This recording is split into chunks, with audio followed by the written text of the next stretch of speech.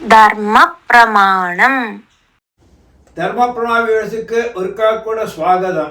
വാദ്യാർ വിധവകൾ സന്യാസി ശ്രേഷ്ഠമാരെ പാക്കക്കൂടാന്ന് ചൊല്ലിണ്ടിരിക്ക. അത് ഏതാ അപ്പടിയുള്ള വിധി ഉണ്ടാ?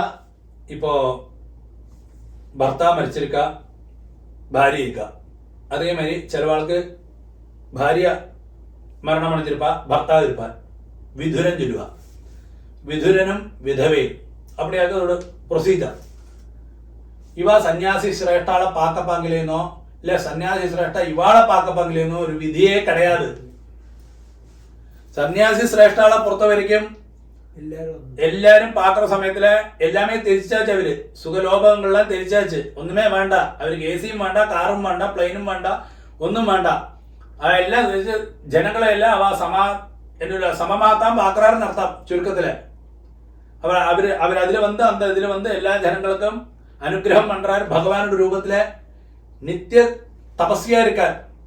കാരണം നമുക്കെല്ലാം ഓരോ കർമാനുഷ്ഠാനങ്ങൾ ചൊല്ലിയിരിക്ക്, സന്ധ്യാവന്തനം ചൊല്ലിയിരിക്കുക. അതുമാതിരി അതിലെല്ലാം അഗ്രരൂപത്തിൽ ഇരിക്കാനും നടത്താം അവ. അപ്പൊ ഉപാസനയിലെയും കാര്യങ്ങളിലെല്ലാം. അപ്പൊ അതുകൊണ്ടാക്കും അവ വെള്ളം വന്നു കഴിഞ്ഞാൽ നമുക്ക് ഉടനെ കാലിൽ വിടുന്ന അനുഗ്രഹം വാങ്ങറോം. സ്വാമിയോട് പ്രത്യക്ഷ രൂപത്തില് നടമാടുற സ്വാമിന്നേനെ നമ്മൾ ചൊല്ലുറോം.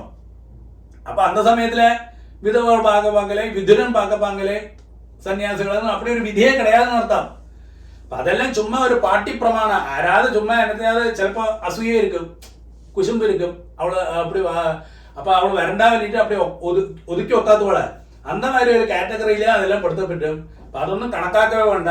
അപ്പടി ഒരു വിധിയെ കിടയാതെ വിധവകളോ ഇല്ലേ ഇവാളൊന്നും സന്യാസിമാരെ പാക്കമോ സന്യാസിമാരെ അവളെ പാക്കപ്പാങ്കിലെന്നൊരു ഇതേ കിടയാതെ. അതെല്ലാം തെറ്റാന കാര്യമൊക്കെ ഇന്ന കാലത്തിലെ എല്ലാരെയും ഒരേ മരത്താൻ അവ സന്യാസിമാരും കരുതുക, സന്യാസികളെ നമ്മളും ഒരു അതേ മരത്താൻ അവളെ ബഹുമാനം വെച്ച് പ്രാർത്ഥന വണ്ണം. അത് അതോടെ ശരിയായ ശാസ്ത്രവും വിധിയും.